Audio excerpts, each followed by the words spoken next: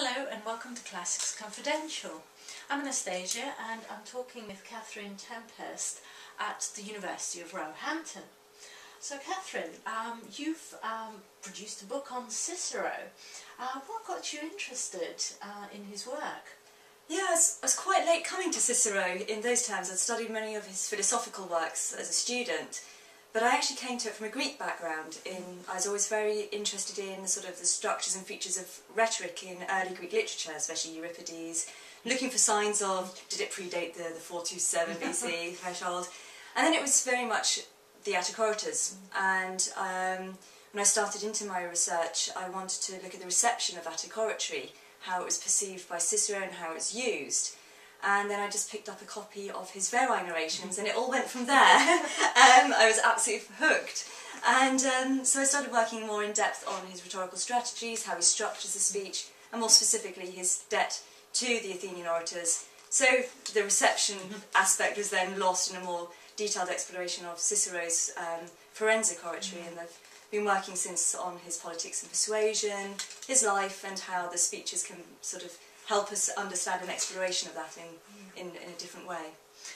But now, of course, you've sort of gone backwards, back to the Greeks. Back to the Greeks, and Hellenistic oratory. So, what's that all about? Because that's, I imagine not many people would know as much about Hellenistic oratory as maybe about the classical Greek oratory. Yes, I mean that was a problem insofar as a full extant published speech from the Hellenistic period doesn't actually survive. But we've got lots of evidence which has long been held to counter the notion that oratory was suffering a decline in this period. It was dead. It died at Chaeronea. So it was actually more, again, I then started thinking, well, there was so much influence of the Attic orators on Cicero. It just made me wonder, well, to what extent could we understand some of the stuff of his that seems a bit more extraordinary? How can we explain that, and are there Hellenistic influences? And can we trace other debts to other periods of literature, oratory, rhetoric in his works? Of course, without the speeches, that presents a larger problem. So it's part and parcel of an interest in the Hellenistic period anyway, that I started thinking about these ideas. And at the time I was talking to my colleague Christos Kremidas, who I co-edited the volume with, and he was coming at it from a different aspect. He was studying sort of Demosthenes in rhetorical education. Of course. And then we just thought, wow, this could be really interesting. I wonder if we can get people interested in the topic of Hellenistic oratory. What is there to say? And even if a whole speech doesn't survive as a published format, then can we find evidence on stone? And a lot of people had been working on the epigraphic evidence for speeches, and there have been lots of works on this area. So then we thought, well, I wonder if we can look at it a bit more, flesh it out a bit more, look at it in other representations, in drama, both late Greek, early Roman. Where's the crossover point? Can we detect influences and changes in oratory, in the shift in forms of poetry and epic and all the rest? So we just started asking around, and sure enough we soon got quite a healthy number for a conference together, and then that made its way into the edited volume. Which kind of filled both of our ambitions to explore it from those two very different perspectives, and I think it did sort of end up looking at it from a variety of angles, more than before, really. Yeah, no, and it's interesting because, as you say, we've created these artificial breaks, yes, haven't we? And it's much more interesting to think of it more as a sort of ongoing tradition. Yeah, and I mean that's something we tried to reflect in the subtitle, Continuity and Change, because there are basic elements that stay the same, but of course there are going to be changes over time, not least because of the changes in political circumstances, what's required, and different opportunities. So just because different types of oratory were less required, it doesn't mean they stopped altogether.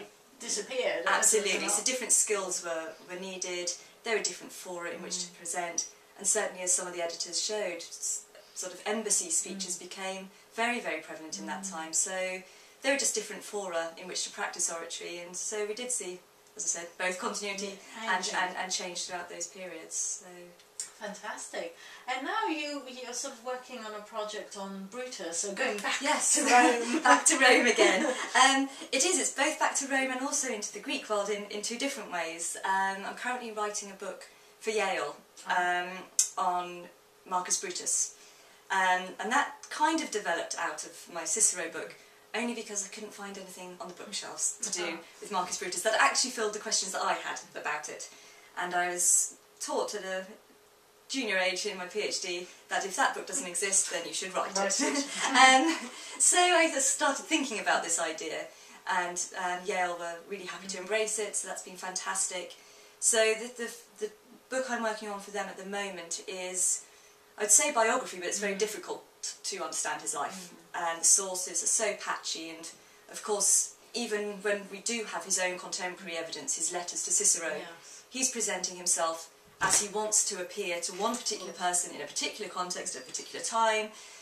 So it becomes a bit difficult to really extrapolate the kind of information. And then, of course, the much later evidence for him in Plutarch's Lives or the other sources is biased. It's going to have source problems of its own and present him in a very different light. And he's become a bit of a figure to think with by then. He's either the hero of liberty or as there's obviously, I'm very certain that there was an anti-Brutus tradition as well.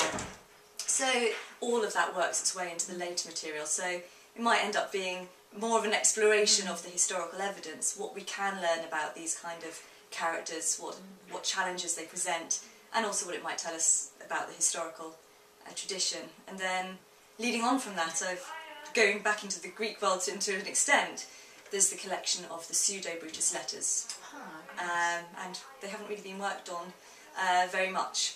So there has been some scholarship written about them, but I'd like to try and produce a commentary and translation edition of those Greek letters. That should keep you busy. So I've got a few projects to keep me going at the moment, and then I think that should be the direction for the next year or two.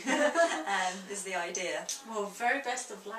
Oh, Kathryn, thank you. it sounds fascinating. We look forward to seeing the book. Okay, well, thank you very much. Thank you. Thank you.